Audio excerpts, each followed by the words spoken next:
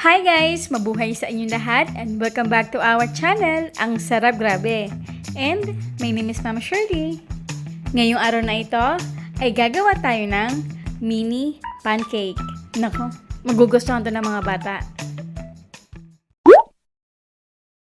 First, pagsamahin natin ang harina, baking powder, at salt. Haluin ito to avoid any lumps. In another bowl, ilagay dito ang itlog at asukal.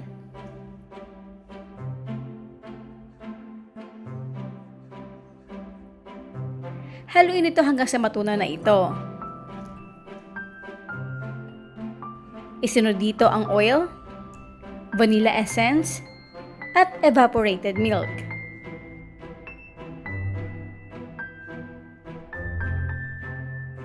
Then, paunti-unti natin ito ilagay sa dry ingredients.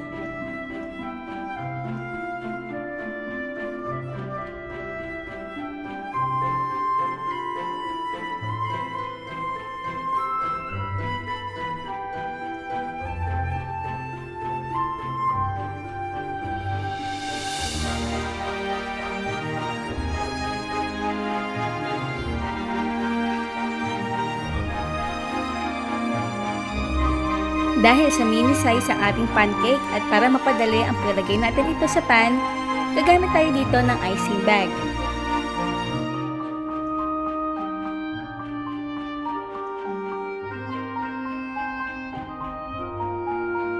Gupitin ito ng maliit sa dulo.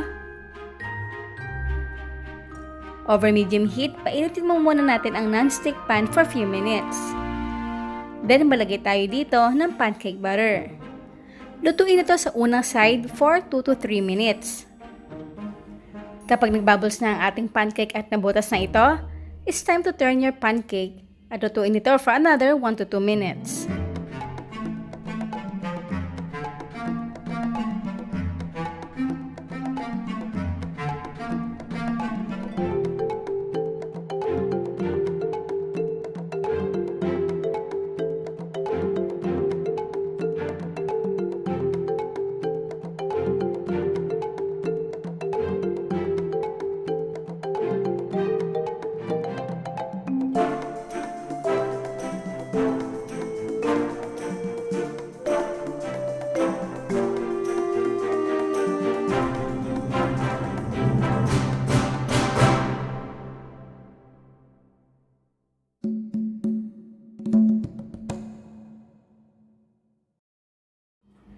For garnish, budbudan ito ng powdered sugar at choco spread.